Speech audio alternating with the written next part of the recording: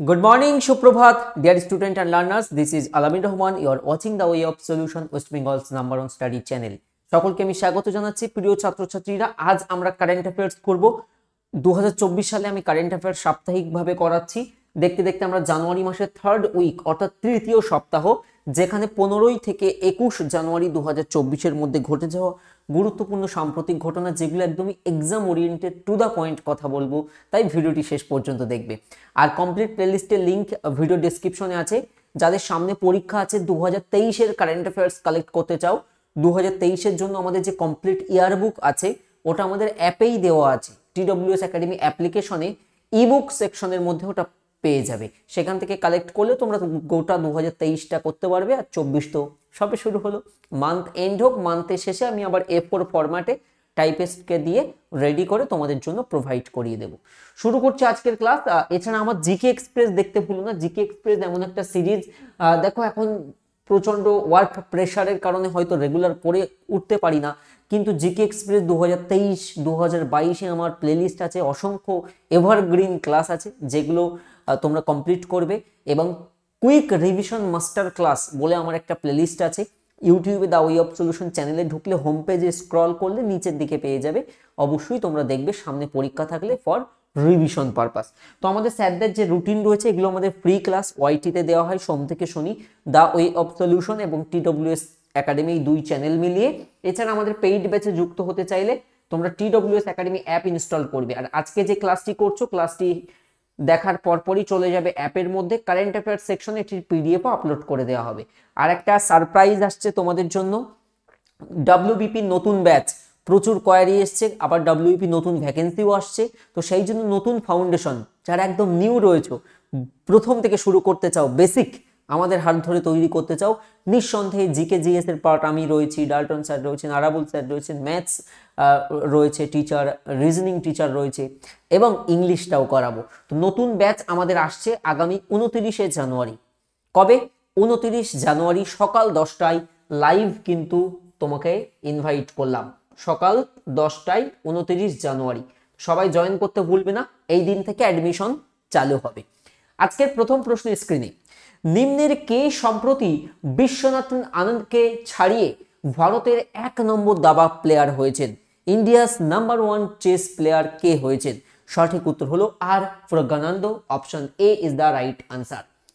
দেখো, chess player R Praggnanandhaa, তিনি কনিষ্ঠতম চেস প্লেয়ার হিসেবে অনেক রেকর্ডই গড়েছেন এর আগে, তবে এবারের রেকর্ডটা কিন্তু অনেকটা important. Chess player R Praggnanandhaa has secured the top spot. তিনি একেবারে শীর্ষে পৌঁছেছেন among India's chess player after defending world champion Ding Liren in 2024 Tata Steel chess tournament চলছিল, সেখানে তিনি এই প্লেয়ারটাকে হারানোর মাধ্যমে তিনি টপ প্লেয়ার হলেন। এবং মাত্র 18 ইয়ার্স ওল্ড, এই 18 বছর বয়সী চেস প্লেয়ার, তিনি লেজেন্ডারি আমাদের চেস প্লেয়ার বিশ্বনাথন আনন্দকে কিন্তু টপকে গেলেন। তো কারেক্ট অ্যান্সার কি এই প্রশ্নের জন্য? Option A. অসম রাজ্য সরকার, অসম রাজ্য সরকার নিম্নের কাকে অসম বৈভব পুরস্কারে সম্মানিত করবে? আচ্ছা, অসম বৈভব পুরস্কারটা কি? অসম রাজ্যের সর্বোচ্চ অসামরিক পুরস্কার, অর্থাৎ সেই রাজ্যের হাইয়েস্ট সিভিলিয়ান অ্যাওয়ার্ড, যেটা যেমন ভারতের হাইয়েস্ট সিভিলিয়ান অ্যাওয়ার্ড হচ্ছে ভারতরত্ন। তো পার্টিকুলার আসাম স্টেটের যদি আমরা রাজ্যের সর্বোচ্চ পুরস্কারের কথা বলি, সেটা হচ্ছে আসাম বৈভব পুরস্কার। এর আগের এডিশনে আমরা দেখেছিলাম রতন টাটাকে প্রদান করেছিল এই পুরস্কার। এই বছর কাকে দিচ্ছে? রঞ্জন গগৈকে। তোমরা এই নামটা শুনেছো নিশ্চয়ই, তিনি ছিলেন সুপ্রিম কোর্টের আমাদের প্রাক্তন বিচারপতি। ওকে, তো ডিটেলে দেখি। Former chief justice of India, এই যে বর্তমান চিফ জাস্টিস অফ ইন্ডিয়াকে, ভারতের বর্তমান চিফ জাস্টিস অফ ইন্ডিয়া হলেন 50th CJI। তাহলে ভারতের বর্তমান চিফ জাস্টিস অফ ইন্ডিয়া হলেন জাস্টিস DY চন্দ্রচূড়। আর কলকাতা হাইকোর্টের বর্তমান প্রধান বিচারপতি হলেন জাস্টিস TS শিবগণম। তো former chief justice of India Ranjan Gogoi will be honoured with the Assam Baibhav award. তাহলে এই যে আসাম বৈভব অ্যাওয়ার্ড, এটা হচ্ছে highest civilian award of the state. Assam রাজ্যের সর্বোচ্চ যদি পুরস্কারের কথা বলি সেটি। আসাম রাজ্যে এইরকম শুধু আসাম বৈভব পুরস্কার নয়, আরো দুটো দেওয়া হয়, অর্থাৎ একত্রে 3টি পুরস্কার আছে। আসামের সর্বোচ্চ অসামরিক 3টি ক্যাটাগরির পুরস্কার, একটি হলো আসাম বৈভব যেটা হাইয়েস্ট, তারপরে আসবে আসাম সৌরভ এবং আসাম গৌরব। তো এগুলো একটু স্ট্যাটিক পার্ট হিসেবে দেখে রাখতে পারো। এবারে আমরা কথা বলি আসাম সম্পর্কে। আসামের ডিব্রু সাইখোয়া জাতীয় উদ্যান রয়েছে, দিহিং পটকাই জাতীয় উদ্যান ভেরি ইম্পর্টেন্ট, প্রচুর বার এই ন্যাশনাল পার্কগুলো পরীক্ষাতে আসে। কাজিরাঙ্গা জাতীয় উদ্যান, মানস জাতীয় উদ্যান, নামেরি জাতীয় উদ্যান, রাজীব গান্ধী বা ওরাং জাতীয় উদ্যান এবং রায়মোনা ভেরি ইম্পর্টেন্ট, রায়মোনা ন্যাশনাল পার্ক কোথায়? এটা আসামে। আর এই আসামে রাজধানী হচ্ছে দিশপুর এবং মুখ্যমন্ত্রী হলেন হিমন্ত বিশ্ব শর্মা, রাজ্যপাল হলেন গুলাবচাঁদ কাটারিয়া। আর একটা বিষয় খেয়াল রেখে দেবে, এই আসাম কিন্তু টি উৎপাদনে শীর্ষস্থানে অবস্থান করে ভারতবর্ষের মধ্যে। আর দার্জিলিং চা এটা প্রথম ভারতীয় পণ্য হিসেবে 2004-05 সালে জিআই ট্যাগ বা ভৌগোলিক স্বীকৃতি বা জিওগ্রাফিক্যাল ইন্ডিকেশন পায় দার্জিলিং চা। কোথায় এশিয়ার বৃহত্তম, এশিয়ার মধ্যে largest aviation expo Wings India 2024 আয়োজিত হচ্ছে? তাহলে এশিয়ার লার্জেস্ট যদি এভিয়েশন ইন্ডাস্ট্রি, একটা শুনো না যে এভিয়েশন ইন্ডাস্ট্রি মানে কি? এভিয়েশন ইন্ডাস্ট্রি মানে হচ্ছে এই যে এয়ার বিমান সংস্থা যেটা, ওটাকে এভিয়েশন বলে। তো এভিয়েশন এক্সপো উইংস ইন্ডিয়া 2024 আয়োজিত হচ্ছে কোথায়? সঠিক উত্তর হবে হায়দ্রাবাদ। তাহলে হায়দ্রাবাদ কার ক্যাপিটাল? এটা হচ্ছে তেলেঙ্গানা। 2014 সালে আমরা পড়েছিলাম তেলেঙ্গানা ভারতের নবীনতম রাজ্য হিসেবে আত্মপ্রকাশ করে তেলেঙ্গানা। এই তেলেঙ্গানা কবে আত্মপ্রকাশ করে? 2014-তে। এটা কিন্তু খেয়াল রাখতে হবে। তো এবারে আমরা দেখি union minister for civil aviation Shri Jyotiraditya M Scindia inaugurates Asia's largest aviation expo Wings India 2024 in Hyderabad. যদি কখনো প্রশ্ন আসে যে হায়দ্রাবাদ আর সেকেন্দ্রাবাদ একটা যমজ শহরের এক্সাম্পল বা টুইন সিটি হায়দ্রাবাদ সেকেন্দ্রাবাদ, এবং হায়দ্রাবাদ যে নদীর তীরে অবস্থিত তা হলো মুসি রিভার। যদি কখনো প্রশ্ন দেয় হায়দ্রাবাদ শহরটি যে নদীর তীরে অবস্থিত তা হলো রিভার মুসি। আন্তর্জাতিক টি-20 ক্রিকেটে দুর্দান্ত, তোমরা আফগানিস্তানের সঙ্গে ইন্ডিয়ার ম্যাচ চলছিল দেখেছো নিশ্চয়ই, টি-20 ইন্টারন্যাশনাল। তো যারা এদিন ম্যাচ দেখছিলে তারা জানবে নিশ্চয়ই যে ওই এটা হচ্ছিল, আবার ওই ভুলে গেলাম, আরে 1 ওভার করে এক্সট্রা দেয়, টাইম মাথায় আসছে না, সুপার ওভার, তো ডাবল সুপার ওভার। আন্তর্জাতিক টি-20 ক্রিকেটে সবচেয়ে বেশি সেঞ্চুরি করা ব্যাটসম্যান কে হলেন? So hitman Rohit Sharma, option A is the correct answer. দেখো Rohit Sharma holds the record. তাহলে এই যে রেকর্ডসটা টি-20 ইন্টারন্যাশনালে সর্বাধিক বা মোস্ট সেঞ্চুরির রেকর্ডকে স্পোর্টস জিকে, এগুলো ভেরি ইম্পর্টেন্ট। আর ওয়াইটিতে ইউটিউবে সার্চ করবে স্পোর্টস জিকে বাই আলামিন স্যার, একটা ক্লাস করানো আছে, ওর চেয়ে বেশি কিছু তোমাদের ডাব্লিউবিপি পিএসসির পরীক্ষার জন্য লাগবে না। স্পোর্টস জিকে অনেকগুলো ক্যাটাগরি হয়, sports award, sports related term, বিভিন্ন স্পোর্টস পার্সন, তো সবগুলোই মোটামুটি আমার ওই ক্লাসটাতে কভার করানো আছে স্পোর্টস জিকে, ওটা একটু দেখে নেবে। তো টি-20 আন্তর্জাতিক ক্যারিয়ারে রোহিত শর্মা 5তম সেঞ্চুরি করলেন এবং এই সেঞ্চুরি করার পরেই কিন্তু তিনি শীর্ষস্থান পৌঁছে গেলেন। এখনো পর্যন্ত কেউ 5টি সেঞ্চুরি করতে পারেননি। তিনি তার সতীর্থ সূর্যকুমার যাদবকেও কিন্তু টপকেছেন, কারণ আমরা দেখেছি সূর্যকুমার যাদবের হচ্ছে 4টি সেঞ্চুরি, এছাড়া অস্ট্রেলিয়ার গ্লেন ম্যাক্সওয়েলেরও রয়েছে 4টি সেঞ্চুরি, আর আমাদের রোহিত শর্মার হলো এখন 5টি সেঞ্চুরি। তো এর দ্বারা টি-20 ইন্টারন্যাশনালে কিন্তু মোস্ট সেঞ্চুরির রেকর্ড ধরলেন কে? রোহিত শর্মা। নিম্নের কে সম্প্রতি, দেখো আইসিসি ইন্টারন্যাশনাল ক্রিকেট কাউন্সিল, তো এই আইসিসির হেডকোয়ার্টার কোথায় আছে? আইসিসির হেডকোয়ার্টার হলো দুবাই, যেটা কোথায়? ইউএই-তে আছে। আর আইসিসির চেয়ারম্যান কে? গ্রেগ বার্কলে হলো আইসিসির চেয়ারম্যান। আর এদিকে আমাদের যেমন ভারতের যে প্রধান ক্রিকেট নিয়ন্ত্রক সংস্থা সেটি হলো বিসিসিআই, আর বিসিসিআই এর প্রেসিডেন্ট কে? রজার বিনি হলেন বিসিসিআই এর প্রেসিডেন্ট।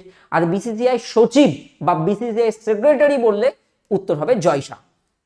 এবারে দেখো তেমনি আইসিসি যে ইন্টারন্যাশনাল ক্রিকেট কাউন্সিল, তো আইসিসি প্রত্যেক মাসে শেষে যে সমস্ত টুর্নামেন্টগুলো হয় সেখানে যারা বেস্ট পারফরমেন্স দেন তার উপর থেকে player of the month award দেয়।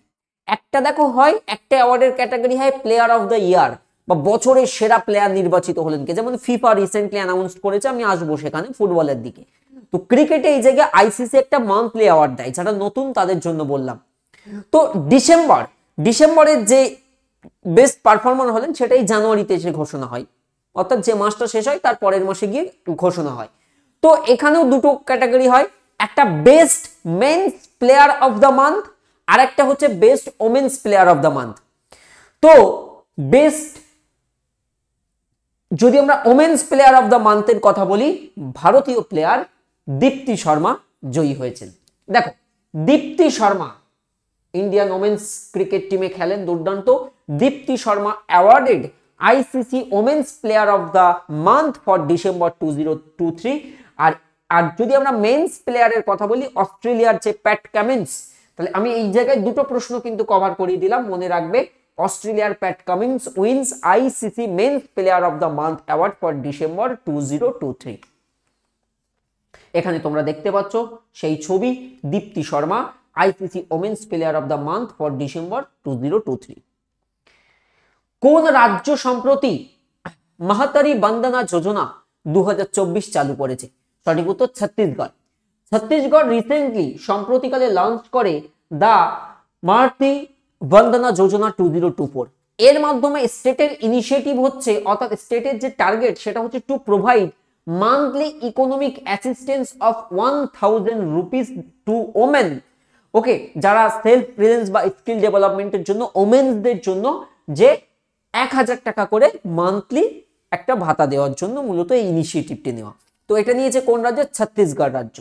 তো আমরা এখন জানি ছত্তিশগড়ে গুরু ঘাসিদাস বা সঞ্জয় জাতীয় উদ্যান, ইন্দ্রাবতী জাতীয় উদ্যান পরীক্ষাতে প্রচুর আসে। Indravati national park located in which state? Correct answer is Chhattisgarh.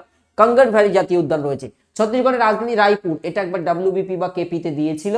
এর পাশাপাশি মুখ্যমন্ত্রী মনে রেখে দেবে চেঞ্জ হয়েছে। তো কারেক্ট অ্যান্সার এখন কি হবে? বিষ্ণু দেও সাই হলেন ছত্তিশগড়ের চিফ মিনিস্টার।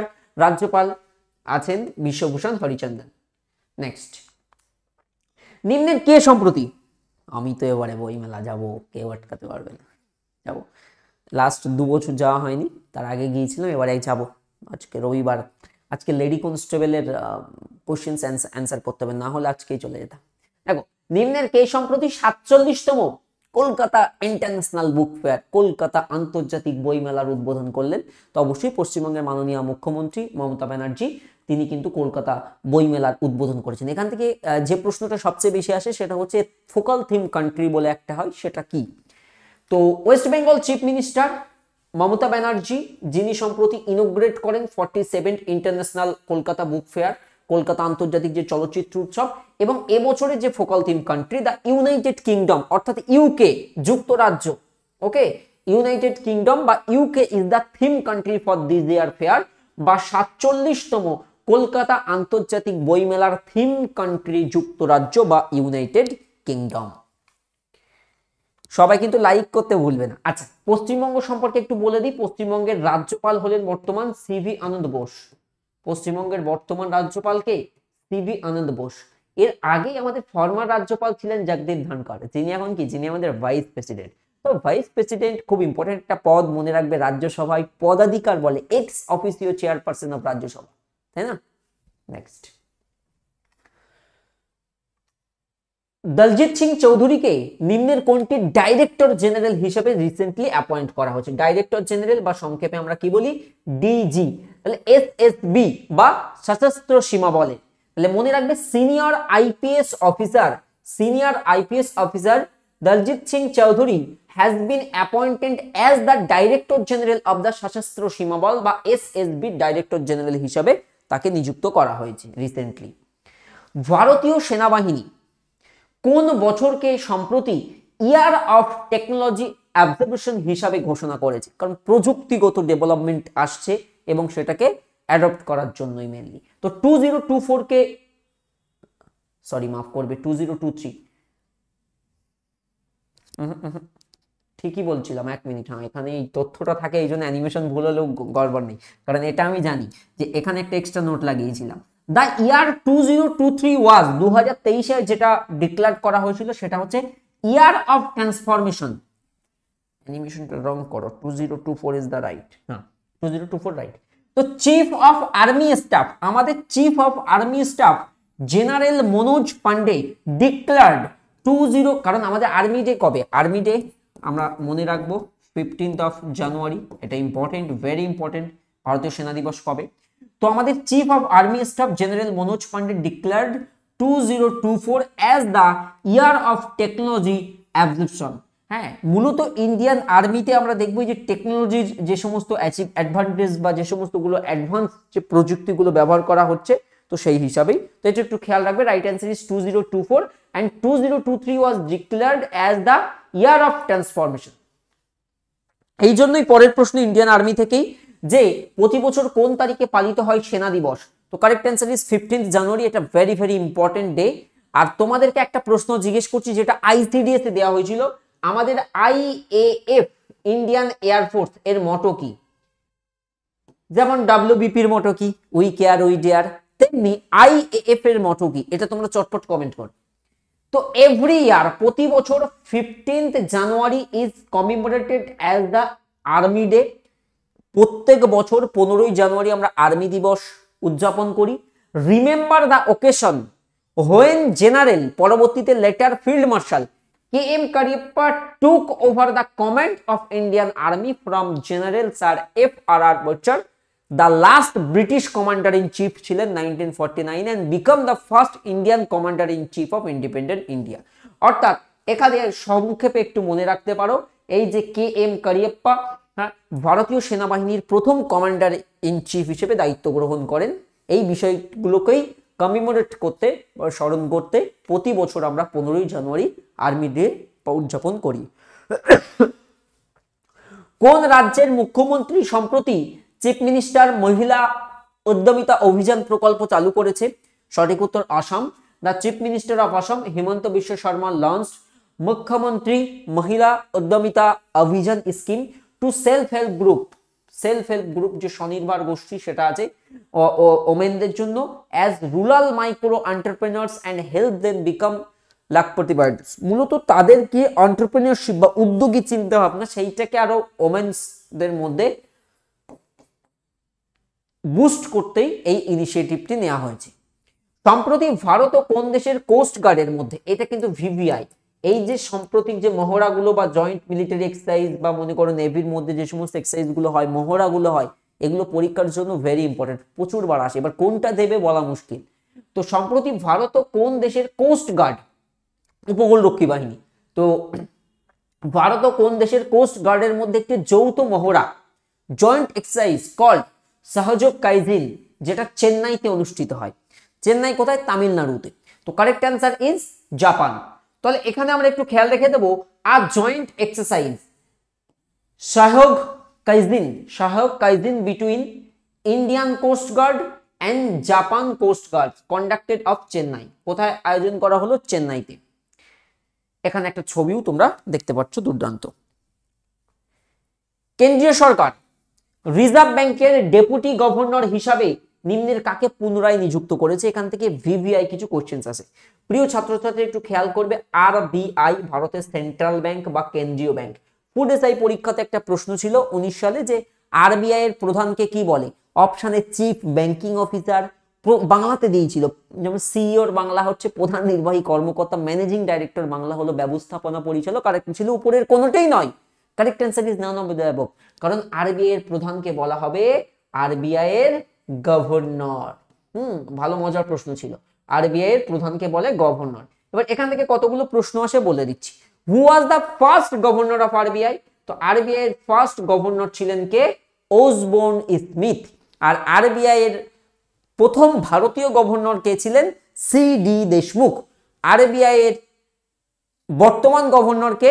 তিনি হলেন 25তম 25th আরবিআই গভর্নর, তিনি হলেন শক্তিকান্ত দাস। এছাড়া একমাত্র প্রধানমন্ত্রী, only prime minister in India who also served as the governor of RBI, তিনি হলেন ডক্টর মনমোহন সিং। বলতো 1 টাকার নোটে আরবিআই এই 1 রুপি ব্যতীত বাকি সব করে, তো ছাপাই, তো এই 1 টাকার নোটে কার সিগনেচার থাকে? যেমন আমাদের কাছে 100 টাকা 200 টাকার নোট খুলবে, দেখবে এখানে নিচের দিকে এখানে গভর্নরের সিগনেচার থাকে, হ্যাঁ কি না? এখানে গভর্নরের সিগনেচার থাকে,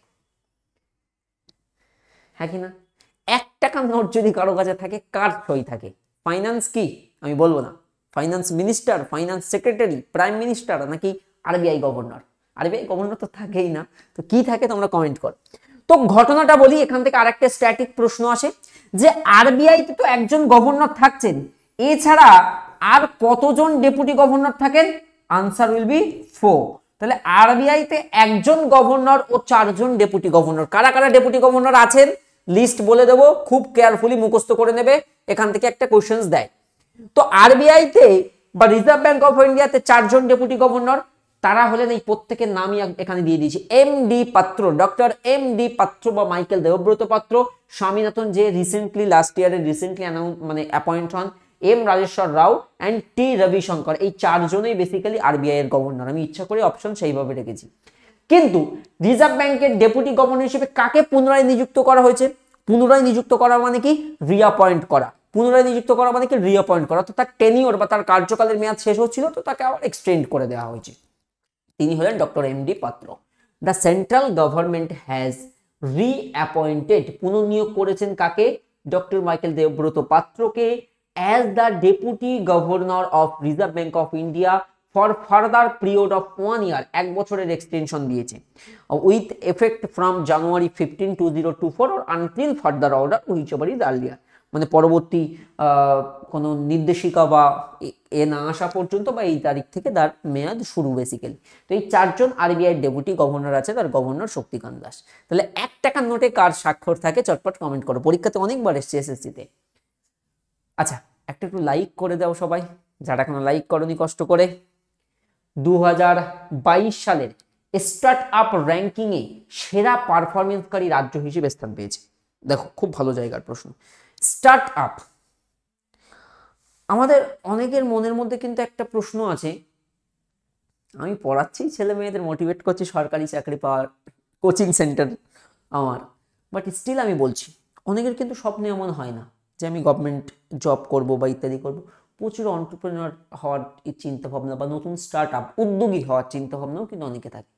হ্যাঁ, তো সৎ পথে যে কোনো বৃত্তি, যে কোনো পেশায় কিন্তু ভালো, নিঃসন্দেহে। সবাইকে আর জব পাবে না, কিন্তু প্রত্যেককে ওয়েল স্টাবলিশড হতে হবে, এটা জীবনে মাথায় রাখতে হবে এবং সেটা সৎ পথে করতে হবে, বাবা মাকে দেখতে হবে, খেয়াল রাখতে হবে। এই আগের দিন কে জানি একটা কমেন্ট করেছিল যে স্যার আমি আপনার ক্লাস দেখি, একটা ছাত্রী, তো আমার মা বলে কে রে, এই স্যারটা খুব ভালো পড়ায়। আমি রিপ্লাই দিয়েছি যে কাকিমাকে আমার প্রণাম জানাবে। যাক, এগুলো দেখে এই সমস্ত মায়েদের আশীর্বাদ আমার জন্য অনেক বেশি হেল্পফুল, আনন্দদায়ক হয়। তো 2022 সালের start up ranking, start up, এই সামনে শার্ক ট্যাঙ্কের নতুন সিজন আসছে, আমি একটাও মিস করি না, অনেক ভালো লাগে। তো 2023 সালের স্টার্ট আপ র্যাঙ্কিং এ সেরা পারফরমেন্সকারী রাজ্য হিসেবে স্থান পেয়েছে। দেখো টপ পারফরমেন্সকারী স্টার্ট আপ কোথায় আছে, ডেফিনেটলি গুজরাট, কর্ণাটক, কেরল, তামিলনাড়ু, এইসব হচ্ছে শীর্ষ রাজ্য। তো উপরে সবগুলোই কারেক্ট অ্যান্সার। দেখো, Gujarat, Kerala, Karnataka, Tamil Nadu have ranked the best performing state, বড় স্টেটের মধ্যে যেখানে পপুলেশন মোর দ্যান 1 crore। এই যে স্টেট স্টার্ট আপ র্যাঙ্কিং 2022-এর র্যাঙ্কিং অনুযায়ী। তো এটা এখন কেন? কারণ প্রতি বছর জাতীয় স্টার্ট আপ দিবস, আমাদের প্রধানমন্ত্রী লাস্ট ইয়ারে ন্যাশনাল স্টার্ট আপ ডে একটা ডেডিকেটেড দিবস ঘোষণা করেছিলেন। তো সেখান থেকে এই প্রত্যেক বছর জাতীয় স্টার্ট আপ দিবস উদযাপন করা শুরু হচ্ছে, যেমন ন্যাশনাল ভ্যাকসিনেশন ডেও শুরু হয়েছে, জানো নিশ্চয়ই। তো কারেক্ট অ্যান্সার ইজ 16ই জানুয়ারি। তো national start up day 2024 is observe, এটা মূলত 16ই জানুয়ারি, এটা মনে রাখবো, মূলত to promote and appreciate the Indian start up ecosystem. এবং ভারতের যে স্টার্ট আপ ইকোসিস্টেম কিন্তু খুবই অগ্রগতি হচ্ছে বর্তমানে। আবার প্রাইম মিনিস্টার শ্রী নরেন্দ্র মোদী 2022-এ দেখবো ডিক্লেয়ার করে 16ই জানুয়ারিকে ন্যাশনাল স্টার্ট আপ ডে হিসাবে। আচ্ছা, আর একবার ইনভাইট করে দিলাম, কেউ যেন মিস করবে না, জিলিপি দেব, নতুন ব্যাচ লঞ্চ হচ্ছে। যারা এবারে ফাউন্ডেশন করেছো যেন আবার ধুম করে গিয়ে ভর্তি করো, তুমি তো পড়েছো, এবারে জাস্ট প্র্যাকটিস করতে থাকো যতদিন তোমার এক্সাম হচ্ছে। যারা আমার ফাউন্ডেশন ব্যাচে বর্তমানে ছিলে তারা যেন আর ভুল করে ভর্তি হয়ে যেও না, বুঝতে পেরেছো? যারা নতুন ফাউন্ডেশন করেনি, আগের ব্যাচটা ধরতে পারিনি, ব্যাচ মিস করেছে, এই ব্যাচ, একটা টিচারের অনেকগুলো ব্যাচ থাকতে পারে, ব্যাচ 1, ব্যাচ 2, ব্যাচ 3, তো তোমার সব কটা ব্যাচে তো যেতে হবে না, তুমি তো সেম জিনিস করেছো, বুঝতে পারোনি? তো এটা তাদের জন্য না, এটা ফর নিউ, যারা আগের ফাউন্ডেশন করোনি তাদের জন্য নতুন অপরচুনিটি। আগামী 29শে জানুয়ারি 2024। অনেকের মনে হতে পারে স্যার এই খটোমটো তারিখে কেন, 29 তারিখে কেন? তোমরা তোমাদের মতো ভাবো, আমার কত চাপ দেখো। আজকে 21 তারিখ, আজকে কি আছে? লেডি কনস্টেবলের মেন এক্সাম আছে। 28 তারিখ কি আছে? এসআইদের প্রিলিম আছে। এই দুটো সামলাবো, তারপর নতুন ব্যাচ। এই দিন থেকে অ্যাডমিশন চালু হবে, এখন কেন কেউ ফোন করো না। আর বর্তমানে যে ব্যাচ চলছে এখন, এই ব্যাচটা আমাদের নতুন ব্যাচ, নতুনভাবে আবার শুরু হচ্ছে। এছাড়া আমাদের বর্তমানেও ব্যাচ চলছে, তুমি চাইলে সেটাতেও জয়েন করতে পারো। যাদের ফাউন্ডেশন হয়ে গেছে স্যার আমরা এখন কি করব, তোমরা ইবুক সেকশনে গিয়ে 20 প্র্যাকটিস সেট দেওয়া আছে, 20টা প্র্যাকটিস সেট দেওয়া আছে একদম স্বল্প মূল্যে। ওই 20টা সেট আর ওএমআর দেওয়া আছে তোমাদের ব্যাচে, গ্রুপের মধ্যে দেখবে ওএমআর দেওয়া আছে, ওএমআর প্রিন্ট করো, 20টা সেট প্র্যাকটিস করো। আর তোমরা যেটা করবে, সংক্ষেপে আমি অনেস্টলি পজিটিভ রিভিউ দিচ্ছি, তুমি বাজার থেকে একটা বা আমারই এই 20টা প্র্যাকটিস সেট করলে সেখানে উত্তর দেওয়া থাকে, সলিউশন তো করে দেওয়া থাকে না, একটা ক্লাস দেখলে একটা আলাদা এনার্জি পাওয়া যায়। যেমন তুমি এই বইতেও নেবে, এখানে মনে করো 25টা জিকে পেলে প্রতিটা সেটে, হ্যাঁ কি না? তুমি 25টা জিকে অ্যান্সার তো পেয়ে গেলে, বাট আমার জিকে এক্সপ্রেস করতে কেমন লাগে, দুটোর আসমান জমিন ডিফারেন্স। তো তোমরা যেটা করতে পারো, আমরা লাস্ট যে প্র্যাকটিস সেটটা খতম করেছি, তো আমাদের যে ব্যাচগুলো লাইভ হয়ে যায় ওই ব্যাচগুলো অ্যাজ এ রেকর্ডেড পেইড কোর্সের মধ্যে স্বল্প মূল্যে করে দিই, স্বল্প মূল্যে। যেমন ফুডেসের প্র্যাকটিস ব্যাচ লাইভ হয়ে গেছে, এখন ওই ব্যাচটা দেখবে, এর মধ্যে ক্লিক করবে, এখন দেখবে রেকর্ডেড হয়ে গেছে, 540 টাকা দাম করে দিয়েছি। তুমি একটু প্র্যাকটিস করবে, তোমার তো আর লাইভের গিয়ে উকি মারার দরকার নেই। যেটা এমনি এমনি বইতে প্র্যাকটিস করছিলে সেটা অ্যাপে আরও স্যার সলভ করে দিচ্ছেন, বা আমি জিকে ক্লাসে জিকে এক্সপ্লেন করছি। তো তোমরা যারা চাইছো আবার মানে ফাউন্ডেশন কমপ্লিট করেছো, তোমরা রেকর্ডেড প্র্যাকটিস ব্যাচ নিতে পারো, দামটাও কম পড়বে, টপ সিক্রেট। যাই হোক, শুরু করি। আর আমাদের অ্যাপে জানো নিশ্চয়ই দুর্দান্ত ক্লাস করায়, এটা নিয়ে কিছু বলার নেই। বাট 1000বার দেখে শুনে বুঝে যেখানে তোমার বেস্ট লাগবে তুমি সেখানে ভর্তি হও। কারণ আমার কাছে এমনিই প্রচুর ছাত্রছাত্রী, এটাই সামলে উঠতে পারি না, সত্যি বলতে এই কল ধরে উঠতে পারি না, আমাদের দুজন আছে কল ধরে উঠতে পারি না। তুমি যেখানে খুশি ভর্তি হও, আমার বিনা অ্যাডভার্টাইজমেন্টে এই ছাত্রছাত্রী এসে জমে যায়। তো তোমার যেখানে বেস্ট লাগবে তুমি সেখানে যাও, নো ইস্যু। ভারতীয় নৌবাহিনী এবং কোন দেশের নৌবাহিনীর মধ্যে প্রথম দ্বিপাক্ষিক সামুদ্রিক অনুশীলন সম্প্রতি পরিচালিত হয়েছে? সঠিক উত্তর হচ্ছে Thailand. Median bilateral maritime exercise between the Indian Navy and Royal Thai Navy, RTN এবং IN। IN মানে ইন্ডিয়ান নেভি, আর এদিকে রয়্যাল থাই নেভির মধ্যে কন্ডাক্ট হচ্ছে ডিসেম্বরের 20 থেকে 23 তারিখ 2023-এর মধ্যে, এবং এটার নাম দেওয়া হয়েছে এই এক্স আউথা, বুঝতে পেরেছো, এই বাইল্যাটারাল এক্সারসাইজটির নাম। আর থাইল্যান্ডের রাজধানীর নাম হচ্ছে কি? ব্যাংকক। টোল প্লাজা, এটা তো দেখেছো নিশ্চয়ই, গতবার জানুয়ারি শুরুতে তো দীঘা গেলাম নিজের গাড়ি নিয়ে, কিয়া নিয়ে চলে গেলাম, তো টোল প্লাজায় এখন তো মানে বোঝানোর জন্য বলছি, গাড়ির উপরে স্টিকার লাগানো, কিসের স্টিকার? ওটাকে বলে ফাস্ট ট্যাগ, গভর্নমেন্ট ইন্ট্রোডিউস করে। যখন আমাদের হাইওয়েতে টোল পড়ছে, তো আগে যেমন কাঁচ খুলে ক্যাশ দাও গেট খুলবে, এখন জাস্ট ওখানে স্ক্যান করে বারকোড থেকে অটোমেটিক টাকা কেটে নেয়, তারপরে তুমি আপনা আপনি উঠে যাবে। তো এখানে সমস্যা কি হচ্ছিল, এটা একটা রিয়েল লাইফ এক্সাম্পল দিই। ছোট একটা চায়ের দোকানে গেলেও না, সামনে বিস্কুটের কোটোর ওপর গুগল পের একটা কিউআর, তারপরে বিস্কুটের কোটো আর কি থাকে, পাঁপড়ের কোটোর ওপর আর একটা গুগল পের কিউআর, একাধিক একটা পেটিএম এর কিউআর, 4-5টা কিউআর। তো অনেক সময় আমরাও কনফিউজ হয়ে যাই, আমরাও দোকানে বলি কাকু কোনটাতে দেবো, এটাতে দাও এটাতে দাও, অনেকে বলে যেটাই দেবে সেটাই দাও, সবগুলো কানেক্ট আছে। তো এটা ডিফারেন্ট। তো ফাস্ট্যাগের এটার জন্য গভর্নমেন্ট সম্প্রতি কি করেছে বলছে, মানুষ একটা ফাস্ট্যাগ ইস্যু করছিল, করে তার 3-4টে গাড়ি, 3-4টে গাড়িতে ইউজ হয়ে যাচ্ছিল, এক অ্যাকাউন্ট থেকেই টাকা যাচ্ছিল। অথবা ওই মানে এক জায়গায় রিচার্জ করে 3-4টে গাড়ির সঙ্গে লিঙ্ক করা, এই যে ব্যাপারটা, এই সমস্ত সমস্যা মোকাবিলার জন্য NHAI মানে national highway authority of India, যার চেয়ারম্যান হলেন সন্তোষ কুমার যাদব, তিনি রিসেন্টলি বা NHAI সম্প্রতি একটা ইনিশিয়েটিভ নেয়, ওয়ান কার ওয়ান ফাস্ট্যাগ, যেটাই হচ্ছে এই যে ওয়ান ভেহিকল ওয়ান ফাস্ট্যাগ, তোমার একটা গাড়ি একটাই ফাস্ট্যাগ, এবং যেটা KYC ভেরিফাইড করে রাখা হবে, বাস কোনো গড়বড় হবে না। এখানে দেখো সেগুলো ডিটেলে লেখা আছে। টু ইনহ্যান্স, আমি যেসব ডেটাগুলো করেছি এগুলো সব পিআইবির ডেটা, তোমরা জানো নিশ্চয়ই গভর্নমেন্টের যে প্রেস ইনফরমেশন ব্যুরো আছে, এবং এখানকার ডেটা থেকে এবারে কিন্তু প্রচুর পরীক্ষাতে এসএসসিতে তো তোলে, ইভেন এবারে WBCS এ পিআইবির ডেটা থেকে অনেকগুলো কোশ্চেন ছিল, এই জন্য আমি এইগুলো খুব অ্যাড করছি এবার। Two enhance efficiency of the electronic toll collection system, মানে এটাকে আরো এফিসিয়েন্সিকে আরো ইনহ্যান্স করতে, আরো বুস্ট করতে, আরো ভালো করতে, মোদ্দা কথা, এবং স্লেমলেস মুভমেন্ট রাখার জন্য, মানে টোলে গিয়ে গাড়ি আটকে গেল তা না, খুব ওখানে মুভমেন্ট রাখার জন্য, দ্রুত করার জন্য মোদ্দা কথা টোল প্লাজাগুলিতে national highway authority of India has taken one vehicle one FASTag initiative that aims to discourage user. ওই যারা এই ধরনের ইউজার করে, যে যাদের এরকম বিহেভিয়ার থাকে, using single FASTag for multiple vehicle, single একটা ফাস্ট্যাগ মাল্টিপল ভেহিকলে লিঙ্ক করছে, অথবা linking multiple FASTag to a particular vehicle. আমার একটা গাড়ি 4-5টা ফাস্ট্যাগ, তো এইগুলোকে রুখতে মেনলি এই ওয়ান ভেহিকল ওয়ান ফাস্ট্যাগ। তো চায়ের দোকানের এটা কারা কারা ফেস করেছো আমাকে কমেন্টে করবে, একটু রিলেট করো, হ্যাশট্যাগ টি বলে কমেন্ট করো, আমি দেখে নেবো। হ্যাশট্যাগ টি। সেরা ফিফা, হ্যাঁ এদিকে ফিফার এদিকে আবার অ্যাওয়ার্ড দিয়ে দিল বর্ষসেরা ফুটবলারকে, বর্ষসেরা ফুটবলারকে। তো men's footballer of the year এবং women's footballer of the year definitely announced হবে। তো ফিফা ফুটবল অ্যাওয়ার্ড 2023-এ ভেরি ভেরি ইম্পর্টেন্ট, কিন্তু শ্রেষ্ঠ পুরুষ ফুটবল খেলোয়াড় কে নির্বাচিত হলেন? Lionel Messi is the right answer. The 2023 best FIFA football award winner লিস্টে দুটো মনে রাখো, সেটা হলো লিওনেল মেসি, তিনি জিতলেন best FIFA men's player award, এবং এই যে Aitana Bonmati wins best women's player award. এই দুটো মুখস্থ করবে। নেক্সট, আমাদের প্রধানমন্ত্রী শ্রী নরেন্দ্র মোদী কোথায় খেলো ইন্ডিয়া যুব গেম, খাতাতে 3-4টে স্টার দিয়ে লিখে রাখো। খেলো ইন্ডিয়া ইয়ুথ গেম বিরাট ইম্পর্টেন্ট, সেই 2018 সালে দিল্লিতে সূচনা হলো, তারপর মনে করো কোথায় কোথায় হচ্ছে, ভেরি ইম্পর্টেন্ট। তো এইটা হওয়ার কথা ছিল এই জানুয়ারিতেই। তো খেলো ইন্ডিয়া যুব গেম বা খেলো ইন্ডিয়া ইয়ুথ গেম আমাদের প্রধানমন্ত্রী সম্প্রতি ইনগ্রেট করে দিলেন, মানে উদ্বোধন করে দিলেন। তো এটা কোথায় হলো? চেন্নাইতে। তিনি রিসেন্টলি চেন্নাই ভিজিটে আছেন বেসিক্যালি।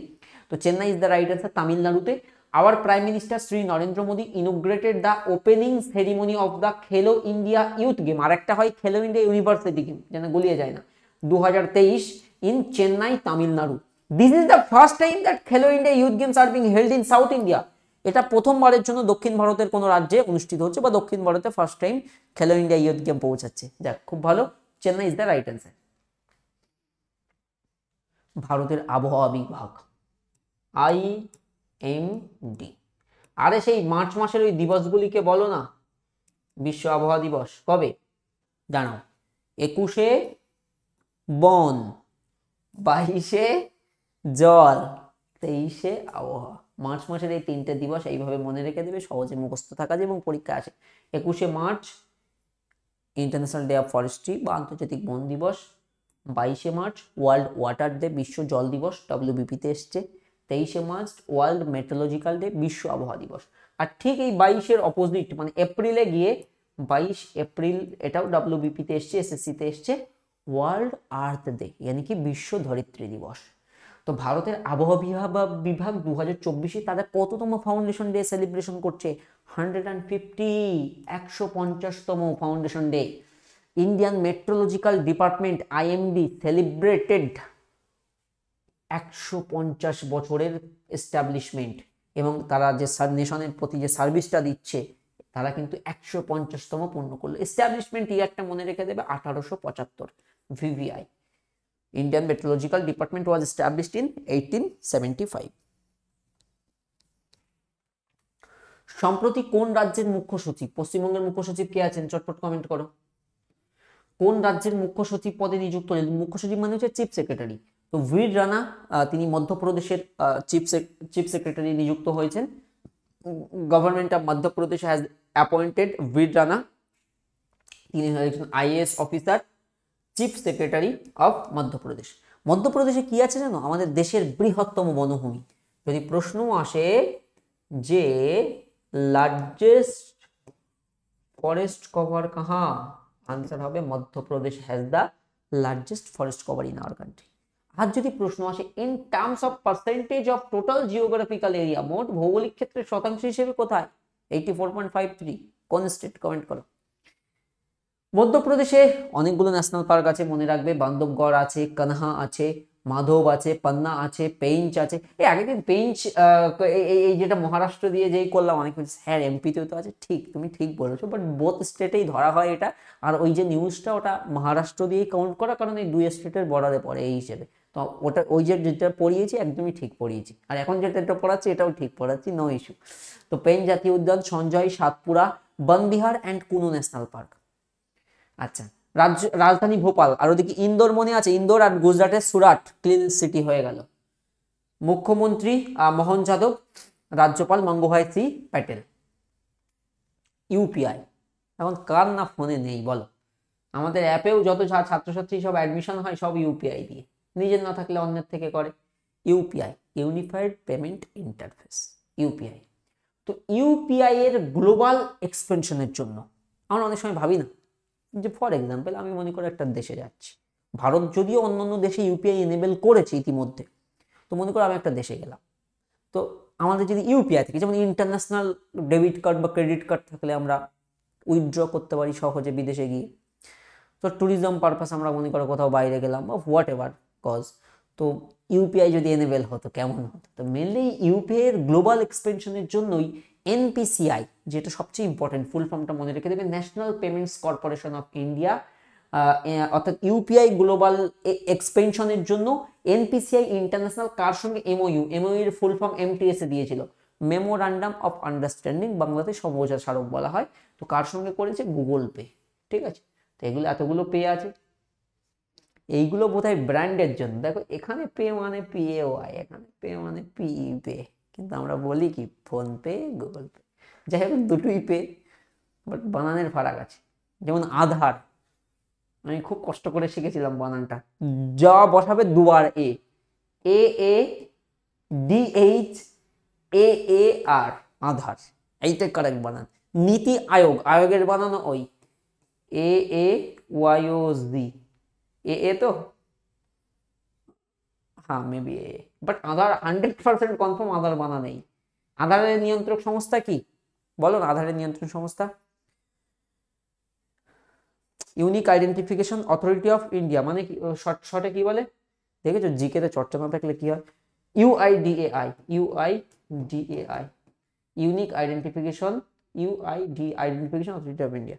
জিকে এমন জিনিস চর্চায় না থাকলে খুব সমস্যা। আর বর্তমানে আমার ওপর এত প্রেশার যাচ্ছে, এতগুলো স্যার, এখন টিম বাড়ছে, যত দিন বাড়ছে না, সত্যি বলতে চাপা নিতে পারছি না, মানে ছেড়ে ছুড়ে দিয়ে বসে পড়ি, এতটাই কষ্ট হয় আর কি। তো ইউপিআই, আচ্ছা ইউপিআই এর ফুল ফর্মটা মনে রেখে দেবে, ইউনিফাইড পেমেন্ট ইন্টারফেস। কোন রাজ্য বেকার যুবকদের জন্য, অর্থাৎ যারা এডুকেটেড আনএমপ্লয়মেন্ট ইউথ, তাদের জন্য যুবনিধি স্কিম চালু করে? এই যে যুবনিধি স্কিম, এটা কর্ণাটকা স্টেটে হয়েছে, বিশেষ করে কর্ণাটকার ওই সময় ওদের পোলের টাইমে যে প্রতিশ্রুতি দেওয়া হয়েছিল, তার মধ্যে এটা একটা পোলের গ্যারান্টির মধ্যে এটা 5th গ্যারান্টি ছিল কংগ্রেস পার্টির দ্বারা, যেটা হচ্ছে Yuva Nidhi scheme for educated unemployment with youth of Karnataka. কর্ণাটকাতে আনসি জাতীয় উদ্যান আছে, বান্দিপুর আছে, বানানঘাটা আছে, কুদ্রমুখ আছে, নাগরহোল বা রাজীব গান্ধী জাতীয় উদ্যান রয়েছে। রাজধানী বেঙ্গালুরু, আগেরবার লেডি কনস্টেবলের মেনে ছিল। ভারতের ইলেকট্রনিক সিটি কাকে বলে? তো বলো, electronic city, fastest growing tech hub, ভারতের সিলিকন ভ্যালি, ভারতের গার্ডেন সিটি, ভারতের স্পেস সিটি, সব বেঙ্গালুরুকে। মুখ্যমন্ত্রী হলেন সিদ্ধারামাইয়া, রাজ্যপাল হলেন থাওয়ারচাঁদ গেহলট। ইসরোর হেডকোয়ার্টার আছে বেঙ্গালুরুতে। আমাদের প্রধানমন্ত্রী শ্রী নরেন্দ্র মোদী কোথায় Boeing India engineering and technology, Boeing নাম শোনোনি? বোয়িং, এয়ারবাস, বোয়িং, তো সেই Boeing India engineering and technology সেন্টারের উদ্বোধন করেছেন। তো right answer is Bengaluru. Our prime minister Shri Narendra Modi inaugurated the new state of the art Boeing India engineering and technology centre. হ্যাঁ, আমেরিকার বাইরে বোয়িং এর এটা সবচেয়ে বড় বিনিয়োগ হলো এখানে, এটা খুব ইম্পর্টেন্ট। রুপে, এই যে পেমেন্টের জন্য সংস্থা আছে না রুপে ভারতের, যারা মাস্টার কার্ড আছে, ভিসা আছে, তো RuPay prime volleyball league PVL এর ব্র্যান্ড অ্যাম্বাসাডার হিসেবে কোন বলিউড অভিনেতা নিযুক্ত হচ্ছেন? So Hrithik Roshan. Option A correct answer. RuPay prime volleyball league has appointed Bollywood actor Hrithik Roshan as its brand ambassador. 3টে স্টার দিয়ে রাখ, 3টে স্টার, ছোটখাটো না, 2-3টে star. IISF, India international science festival, বহুবার পরীক্ষাতে এসছে। তো ইন্ডিয়া ইন্টারন্যাশনাল, একটা হয় ইন্ডিয়া ইন্টারন্যাশনাল ফিল্ম ফেস্টিভ্যাল, জানো নিশ্চয়ই গোয়াতে হয়, এটা হচ্ছে সায়েন্স ফেস্টিভ্যাল। তো এটা কোথায় অনুষ্ঠিত হবে? এটা অনেকবার পরীক্ষাতে এসছে। কারেক্ট অ্যান্সার হচ্ছে এবারে হরিয়ানা, ফরিদাবাদে। মনে রাখবে, এবারে এটা হচ্ছে 9th এডিশনের, নবম সংস্করণের India international science festival 2023 will be held at কোথায়? ফরিদাবাদে। 2023-এর এটা কোথায়? জানুয়ারি 17 থেকে 20 তারিখের মধ্যে আয়োজিত হবে। আর এবছরের থিম কি? থিমটাও পরীক্ষাতে দেয়। The central theme of IISF 2023 is science and technology public outreach in Amritkaal. তো এই থিমটাও খেয়াল রেখে দেবে, খেয়াল রাখবে মানে মুখস্থ করবে। হরিয়ানা কালেসার আছে, সুলতানপুর জাতীয় উদ্যান আছে, রাজধানী হচ্ছে চণ্ডীগড়, মুখ্যমন্ত্রী মনোহরলাল খট্টর, রাজ্যপাল হলেন বন্দরু দত্তাত্র। SBI কে অতিক্রম করে state bank of India chairperson কে? দীনেশ কুমার খাড়া, তাই তো? আগে কি ছিল? এম্পোরিয়াল ব্যাংক, 1955-তে জাতীয়করণ হলো। তো SBI কে অতিক্রম করে কোনটি ভারতের সবচেয়ে দামি PSU, পাবলিক সেক্টর আন্ডারটেকিং যে সংস্থা, তার তকমা পেল? Right answer LIC। LIC এখন খুব টপে আছে। তো right answer is option C. এবারে দেখো LICর চেয়ারম্যান কে? সিদ্ধার্থ মহান্তি হলেন বর্তমানে LICর chairperson. Life insurance corporation of India LIC surprise state bank of India to become the country's most valued PSU firm by market ভ্যালুয়েশনে। নিরিখে কিন্তু সবচেয়ে টপ এ হচ্ছে এখন LIC। নিম্নের কে সম্প্রতি 5th এডিশনের মেঘালয় গেমস, মেঘালয় স্টেটের গেমস এডিশন হচ্ছে 5ম এডিশন, তাহলে এর উদ্বোধন করলেন আমাদের রাষ্ট্রপতি Shrimati Droupadi Murmu. Option A correct answer. ভারতের প্রথম মহিলা রাষ্ট্রপতি বললে প্রতিভা পাতিল, আর প্রথম রাষ্ট্রপতি Rajendra Prasad. The President of India, Srimati Draupadi Murmu, inaugurated the 5th edition of Meghalaya Games in Tura, Meghalaya. এটাও খেয়াল রাখবে। সম্প্রতি প্রয়াত প্রভাত্রী, হ্যাঁ, যারা পদ্মভূষণ, পদ্মবিভূষণ, পদ্মশ্রী প্রাপকের তালিকা দেখেছো তারা জানবে নিশ্চয়ই, কারণ তিনি 3টি পদ্ম পুরস্কারই পেয়েছিলেন এবং তিনি সঙ্গীত জগতের অত্যন্ত গুরুত্বপূর্ণ একটা নাম, যিনি সম্প্রতি প্রয়াত হয়েছেন। প্রভাত্রী পরীক্ষাতে আসার মতো কোশ্চেন, মনে রাখবে। Legendary classical singer and Padma Vibhushan recipient, তিনি 92 বছরে প্রয়াত হন। তিনি ভারত সরকার কর্তৃক প্রদত্ত যে 3টি পদ্ম পুরস্কারে বেসিক্যালি ভূষিত হন, 3টি। নিম্নের কোনটি সম্প্রতি কৃষকদের জন্য पंचायत मौसम सेवा, मौसम विभाग के जानकारी के मुताबिक मौसम विभाग, আবহাওয়া বিভাগ মৌসুম সেবা পোর্টাল লঞ্চ করলো, পঞ্চায়েত মৌসুম সেবা পোর্টাল এটার নাম দিয়েছে। মূলত ফার্মারদের ওয়েলফেয়ারের জন্য আবহাওয়ার খবর জানা পড়লে সুবিধা, না? চাষাবাদে কত ক্ষতিগ্রস্ত হয়। তো এটা অবশ্যই IMD হবে। হ্যাঁ, নীতি আয়োগের আয়োগ বানান ঠিক ছিল, দেখেছো? AAYOG ডবল A, যাই হোক। হ্যাঁ, তো IMD launch the weather related service ফার্মারদের দেওয়ার জন্য মূলত এই পঞ্চায়েত মৌসুম সেবা পোর্টাল লঞ্চ করেছে। এই ছিল আজকের পর্ব। ভালো থেকো সবাই। এইগুলো ইম্পর্টেন্ট, আমি চাইলে আরো বাড়াতে পারতাম, বাট দরকার নেই। যতটুকু আমার এক্সাম ওরিয়েন্টেড দরকার আমি ততটুকুই রেখেছি। অহেতুক দিলে লোড নিতে পারবে না, এই বছরের শেষে 2000 MCQ হবে। আমি এই জন্যই কিন্তু লিমিটেড করেছি। লিমিটেড এই অর্থে তোমার কিন্তু মিস যায়নি, তুমি এই সেশনটা দেখার মানে এই উইকের তুমি মিলিয়ে নাও অল ইম্পর্টেন্ট এ, তুমি ইন্টারনেট সার্চ করলেই প্রত্যেকটা নিউজ পেয়ে যাবে। হ্যাঁ, এইগুলোই মোটামুটি দরকার। আর যদি কোনোটা বাই মিস্টেকেলি একটা দুটো ছুটে যায়, আমি আবার নেক্সট উইকে অ্যাড করে দিই। তো নিঃসন্দেহে আমি বারবার চেক করি, এ বিষয়ে নিশ্চিত থাকো। এইগুলোই প্র্যাকটিস করতে থাকো, উপকারে আসবে। আর আসবে সবাই কবে? 29শে জানুয়ারি 2024 লাইভে আসবে 10টার সময় নতুন ব্যাচ। আর নতুন ব্যাচ নিয়ে সত্যি আমিও এবার ভেরি মাচ এক্সাইটেড, কারণ এবারের ব্যাচগুলোতে আমরা আরো বেশি ভালো করার চেষ্টা করছি। We are working. চলো, ভালো থেকো সবাই, নিজের খেয়াল রেখো, পরিবারের খেয়াল রেখো, ভালো করে পড়াশোনা করো। All the best. আসলে আজকে আমাকে একটু টায়ার্ড মনে হতে পারে, আজকে একটু হসপিটালে গিয়েছিলাম বারাসাতে মাকে নিয়ে। তো সেই হিসেবে মানে আর আজকেই করছে এটা, মানে সারাদিনই ওখানে বাইরে কেটেছে, যার জন্য একটু থাকা মেহসুস হচ্ছে। এই জন্য আর কি একটু লো ফিল হচ্ছে, বাট আদারওয়াইজ গুড। অনেকে হয়তো কমেন্ট করবে এই নিয়ে, তাই বলে দিলাম। দেখ, ভালো থেকো সবাই। ইনস্টাতে জয়েন করতে ভুলো না, আলামিন 9 আমিন ইনস্টাতে দেখে নেবে, পেয়ে যাবে ID। টাটা।